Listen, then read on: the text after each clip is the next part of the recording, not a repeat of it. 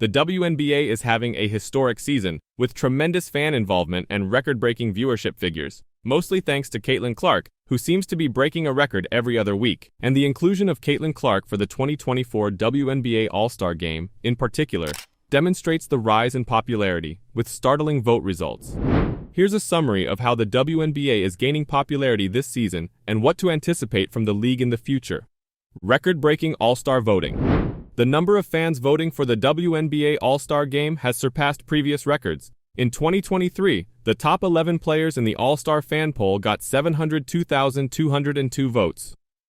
This year, Caitlin Clark received a staggering 700,735 votes, nearly doubling last year's total for the top players. For reference, A'ja Wilson was the most voted player in 2023, with 95,860 votes, highlighting the exponential surge in fan interest and participation. Unprecedented viewership numbers. The WNBA has also established new viewing records this season. A highly anticipated matchup between the Indiana Fever's Caitlin Clark and the Phoenix Mercury's Diana Taurasi received impressive viewership. The Fever won 88-82 in a game on June 30th that averaged 1.9 million viewers, making it one of the most-watched WNBA game in history. The only game to surpass it was the Fever's encounter against the Chicago Sky on June 23rd, which drew 2.302 million viewers, the most in 23 years. The Fever Mercury game drew 2.7 million viewers, a significant figure for a cable-only broadcast. Significant viewership growth. The increase in viewing goes beyond these prominent contests. According to Vox, the average viewership of WNBA games on ESPN has increased considerably, from 440,000 in 2023 to 1.4 million this season. This surge is part of a larger trend of growing interest in women's sports and increasing awareness for the WNBA. Anticipating new records. Last season, the WNBA All-Star Game had a new viewing record of 850,000, with a peak of 955,000. Given current trends, this year's All-Star Game is likely to outperform those figures, further confirming the WNBA's standing as a key participant in the sporting world. The future of the WNBA. The WNBA's stratospheric ascent in popularity is more than a passing fad. It represents a larger shift in the sports scene. With outstanding rookie players like Clark and Angel Reese attracting large crowds and providing thrilling performances, the league is positioned for long-term success. The growth in viewership and fan involvement demonstrates the WNBA's rising prominence and appreciation for the skill and entertainment value it provides. As we look ahead, the WNBA will continue to shatter barriers and create new milestones, demonstrating that basketball's future is bright and inclusive. And while we're talking about that All-Star Game, Indiana Fever rookie Caitlin Clark said that she would compete in the three-point competition at the 2024 WNBA All-Star Weekend. Remains to be seen. We'll see. I don't know. I haven't decided. I don't know, Clark said Friday about competing, per Chloe Peterson of the Indy Star. I can't give you guys every answer today. Clark was picked to Team WNBA's All-Star Game roster on Tuesday. The event will take place on the weekend of July 20th in Phoenix, Arizona. Clark topped all nominations with almost 700,000 fan votes, joining Chicago Sky's Angel Reese as one of two rookies named to the All-Star team. Sabrina Ionescu of the New York Liberty won the 2023 three-point competition with 37 points, setting WNBA and NBA records. In February, Ionescu competed in a one-on-one three-point contest with Golden State Warriors star Stephen Curry. In April, Shams Charania of The Athletic and Stadium suggested that Clark may be included in a future three-point duel between Ionescu and Curry. Charania called the rematch very likely. Clark, who recently broke Curry's single-season NCAA record with more than 162 three-pointers for Iowa in 2023-24, would be a strong candidate for the next edition of the tournament. Clark is now shooting 33.7% from outside the arc, and she leads all rookies with an average of 2.7 three-pointers made in 21 games. Clark is tied for 6th in the WNBA, trailing only fellow All-Stars Arike Ogunbowale, Kelsey Plum, Kayla McBride, Ionescu, and Diana Taurasi for the league lead.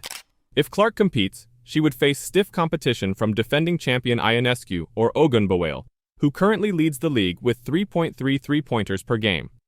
Clark's Fever teammate Mitchell, who competed in the three-point challenge in 2018 and 2023, will be another player to keep an eye on as the WNBA prepares the field for the competition.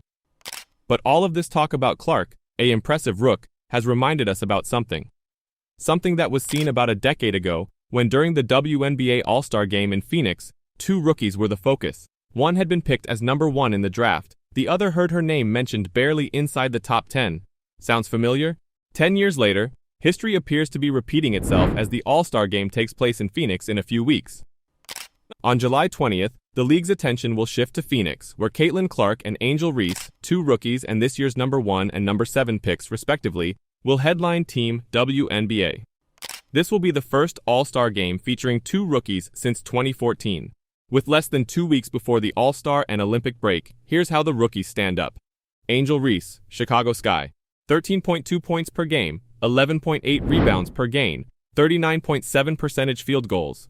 Reese was selected June's Rookie of the Month after scoring a double-double in all but one of the Sky's games. Her rebounding totals this season have been spectacular. She leads the league in rebounds per game, 11.8, and offensive rebounds per game, 4.8. But she has been most productive in the last 2 weeks. She collected at least 15 rebounds in 4 of her past 5 games. As the season nears its midway mark, it's difficult not to draw comparisons between Reese's career start and Tina Charles's in 2010. Charles still has the rookie regular season record for rebounds per game, 11.7, and she got 15 or more rebounds 8 times that season. Reese might surpass that mark with a good finish to the first half and a continuation of her performance when play resumes in August. Caitlin Clark has Indiana fever, 16.0 points per game, 7.1 assists, and 5.7 rebounds per game. Clark creates history nearly every night.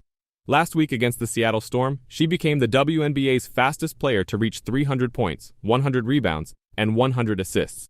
She established the Fever franchise rookie record for most assists, 138, on Sunday against the Phoenix Mercury, finishing with 15 points, 12 assists, and 9 rebounds.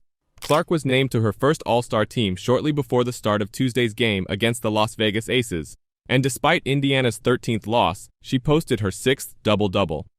Her passing and scoring continue to excite, and Clark is still a valuable rebounder for the Fever. Since June 14th, she has averaged 4.9 rebounds per game, which ranks 6th among all WNBA guards. What are your expectations for the All-Star Game? And now Clark comes up with a steal. Clark thought about pulling up from 3, will dip inside. Which Caitlin Clark handles right here. She crosses sides of the floor, she gets her hips and shoulders past Laney, and she leads. Will it be up to expectations? And will Clark be the shining star in it? Let me know your thoughts in the comments down below. Take a look here at a career first. Just step back. Going right, I may add. It's usually Caitlin Clark here gets the switch on the screen. Small Caitlin Clark, one of the rare times this season we've seen her get open. Dejanay Carrington just looking at